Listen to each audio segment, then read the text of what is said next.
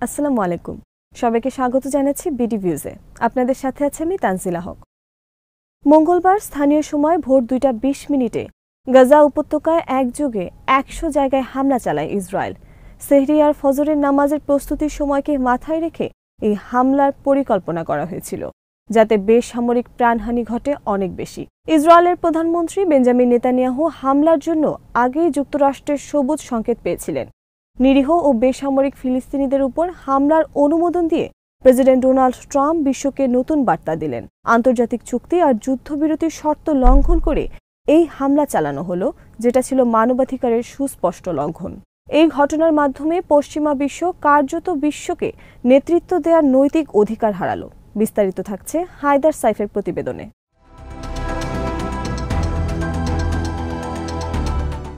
দ্বিতীয়বার ক্ষমতায় আসার মুহূর্ত থেকে ডোনাল্ড ট্রাম্প নিজেকে শান্তির দূত হিসেবে তুলে ধরতে চেয়েছেন, কিন্তু তার নির্দেশেই ইয়েমেন, গাজা, লেবানন আর সিরিয়ায় হামলা হলো।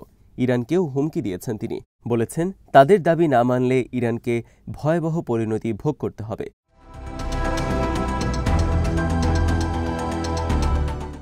ট্রাম্প মার্কিন জনগণকে প্রতিশ্রুতি দিয়েছিলেন ইসরায়েলি বন্দীদের জীবিত ফিরিয়ে আনতে তিনি সম্ভাব্য সবকিছু করবেন, কিন্তু গাজায় যেভাবে হামলা হয়েছে তাতে জীবিত বন্দীদের নিয়েও অনিশ্চয়তা তৈরি হয়েছে।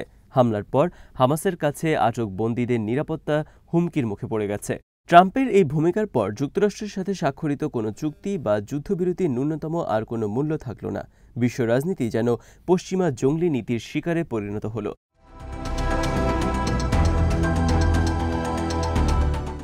নেতানিয়াহু অনেক হিসেব করিয়ে হামলার জন্য এই সময়টাকে বেছে নিয়েছেন। মঙ্গলবার একাধিক দুর্নীতি মামলায় তার আদালতে হাজির দেওয়ার কথা ছিল, কিন্তু যুদ্ধের অজুহাতে তিনি এখন সেটা এড়িয়ে গেলেন। নেসেট সদস্য ও তাল পার্টির চেয়ারম্যান আহমদ তিবি মিডল ইস্ট আয়ে লিখেছেন, গুরুত্বপূর্ণ বাজেট ভোটের আগেই এই হামলা চালানোটা কোনো কাকতালীয় বিষয় নয়। কট্টরপন্থী এমপিরা হুমকি দিয়েছিল, তাদের দাবি অনুযায়ী যদি আইন পাশ করা না হয় তাহলে তারা সরকারের পতন ঘটাবেন।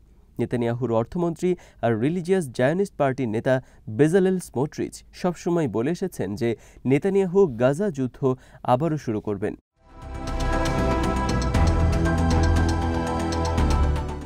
স্মোট্রিচ সম্প্রতি বলেছেন, বন্দী পরিবারের কথা অনেক শোনা হয়েছে। নিহত বন্দী ইয়ারাম মেৎসকারের পুত্রবধূ আয়লা মেৎসকার স্মোট্রিচের মন্তব্যের জবাবে বলেন, মনে করেছিলাম আমরা ইসরায়েলের সেনাবাহিনীতে দায়িত্ব পালন করছি, কিন্তু এই বাহিনী এখন প্রতিশোধের বাহিনীতে পরিণত হয়েছে। উগ্রপন্থী রিলিজিয়াস জায়নিস্টরা সবসময় জমির বিরোধকে ধর্মযুদ্ধ বানানোর চেষ্টা করেছে। এরাই মূলত আল আকসা মসজিদে মুসল্লিদের উপর হামলা করে উত্তেজনা ছড়িয়েছে। 2023 সালের 7 অক্টোবর হামাস যে অপারেশন আল আকসা ফ্লাড পরিচালনা করেছিল, সেটা মূলত এই সব ঘটনারই প্রতিক্রিয়া ছিল। পবিত্র রমজানে ইবাদতের সময় যুদ্ধবিরতির শর্ত উপেক্ষা করে মুসল্লিদের উপর হামলা চালালো ইসরায়েল। জায়নবাদীদের এই হামলা ফিলিস্তিনিদের মনে এমন গভীর ক্ষত তৈরি করেছে যে ইসরায়েলি ইহুদিদের সাথে এক বা দুই রাষ্ট্র কোনো সমাধানের কথাই তারা আর ভাবতে পারছে না।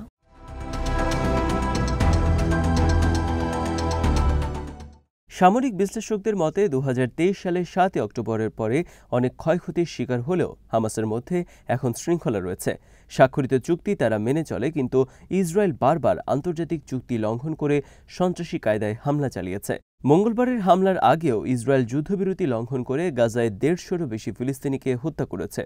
প্রথম ধাপের চুক্তির 16তম দিনে দ্বিতীয় ধাপের আলোচনা শুরু করার কথা থাকলেও তারা সেটা করেনি। ফিলাডেলফি করিডোর থেকে সেনা প্রত্যাহারের প্রতিশ্রুতিও তারা রাখেনি। এমনকি হামাস ইসরায়েলিদের মুক্তি দেওয়ার পরও তারা ফিলিস্তিনি বন্দীদের মুক্তি দিতে গড়িমসি করেছে।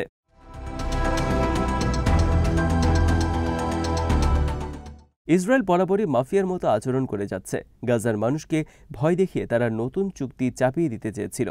স্টিভ উইটকপের মাধ্যমে তারা জানিয়েছে, ইসরায়েলের 11 জীবিত বন্দী ও মৃতদের অর্ধেক ফেরত দেওয়া হলে তারা 50 দিনের যুদ্ধবিরতিতে রাজি।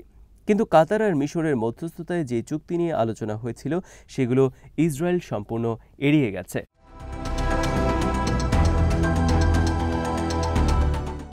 মঙ্গলবারের হামলার পরিকল্পনা অনেকদিন ধরেই চলে আসছিল। ইসরায়েলি সেনাবাহিনী আর শিন বেত হামাসের তথাকথিত অবস্থান চিহ্নিত করে একযোগে বোমা বর্ষণ করে আসছে। সেহরি করে সবাই যখন নামাজের প্রস্তুতি নিচ্ছিল তখন শতাধিক বোমা নিক্ষেপ করা হয়। হামলায় হামাসের কতজন নেতা নিহত হয়েছেন সেটি এখনও নিশ্চিত নয়, কিন্তু শিশুসহ নিরপরাধ ফিলিস্তিনি নিহত হয়েছে কয়েকশো।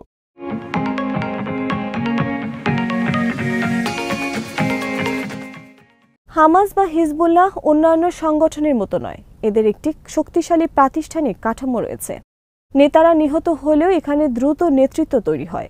হিজবুল্লাহর নেতাদের উপর হামলার পরও তাদের প্রতিরোধ সক্ষমতার উপর প্রভাব পড়েনি। সীমান্তে তারা একইভাবে ইসরায়েলের স্থল আক্রমণ প্রতিহত করে যাচ্ছে।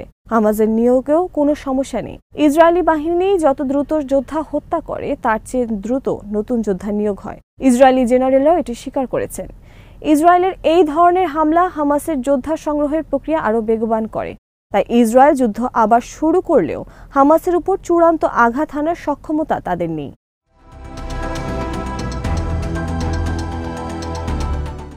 গাজার সাধারণ মানুষও তাদের ভূমি ছেড়ে যেতে রাজি নয়। এক তরুণ মা তার স্বামী আর সন্তানদের হারিয়েছেন। তিনি কাঁদতে কাঁদতে বলেন, আমার সন্তানেরা না খেয়েই মারা গেছে। আল্লাহ তোমাদের বিচার করবে নেতানিয়াহু। আমার হৃদয়ে আগুন নিয়ে বেঁচে আছি। আল্লাহ তোমাদের হৃদয়ের আগুন জ্বালিয়ে দেবেন। আরব নেতাদের উদ্দেশ্যে তিনি বলেন, আরবরা কোথায়? তারা শুধু আমাদের মৃত্যু দেখছে।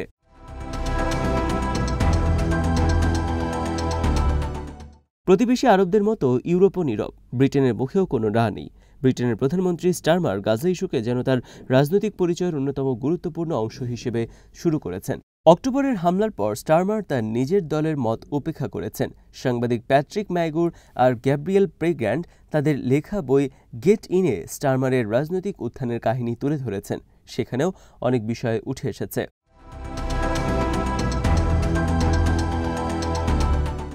কিয়ার স্টারমার এক সাক্ষাৎকারে বলেছিলেন, গাজার পানি ও বিদ্যুৎ সংযোগ কেটে দেওয়ার অধিকার ইসরায়েলের আছে। তার মন্তব্যের সমালোচনা হলে ব্যাখ্যা দিয়ে তিনি বলেন, আত্মরক্ষার অধিকার নিয়ে তিনি সেটা বলেছেন। স্টারমার এরপর নিজ দলের অনেকের বিরোধিতার মুখে পড়েন। ফিলিপ স্যান্ডস এবং রিচার্ড হার্মারের মতো বিচারপতিরাও তার এই মন্তব্য নিয়ে অসন্তোষ জানান। এই বিচারপতিরা অন্তত আন্তর্জাতিক আইনের পক্ষে দাঁড়িয়েছিলেন।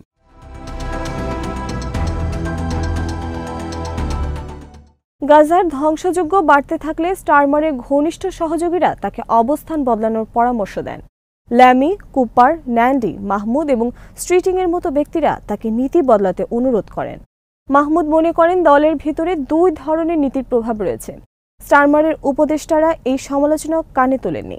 এদিকে মঙ্গলবার স্টারমার কার্যত তার পররাষ্ট্রমন্ত্রীকেও অগ্রাহ্য করেছেন। পররাষ্ট্রমন্ত্রী ডেভিড ল্যামি বলেছেন, গাজা অবরোধের মাধ্যমে ইসরায়েল আন্তর্জাতিক আইন লঙ্ঘন করছে, কিন্তু স্টারমার তার এই বক্তব্য প্রত্যাখ্যান করেছেন।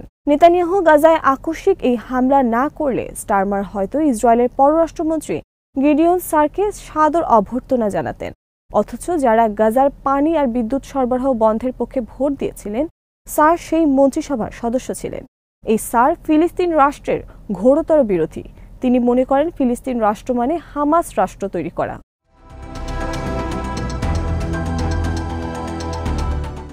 গাজায় ইসরায়েলের গণহত্যায় স্টারমারের ব্রিটেন সবসময় জড়িত ছিল। ব্যারিস্টার হিসেবে একসময় মানবাধিকার নিয়ে সক্রিয় ছিলেন স্টারমার, অথচ এখন তার কাছে আন্তর্জাতিক আইনের কোনো গুরুত্বই নেই।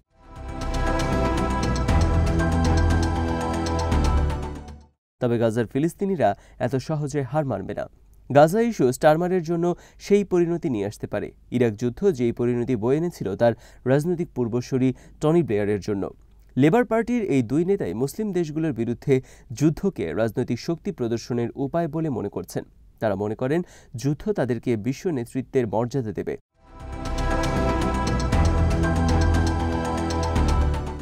তবে ডোনাল্ড ট্রাম্পের যুগের ধ্বংসস্তূপ থেকে যারা পৃথিবীর ভবিষ্যৎ নির্মাণ করবে তাদের তালিকায় পশ্চিমা বিশ্বের কোনো নেতৃত্ব থাকবে না। পুরো পশ্চিমা বিশ্ব এই নেতৃত্ব দেওয়ার নৈতিক অধিকার হারিয়েছে। হাজারো ফিলিস্তিনি এবং মুসলিম প্রাণের বিনিময়ে তারা নিজেরাই তাদের এই অবস্থানকে ধ্বংস করেছে।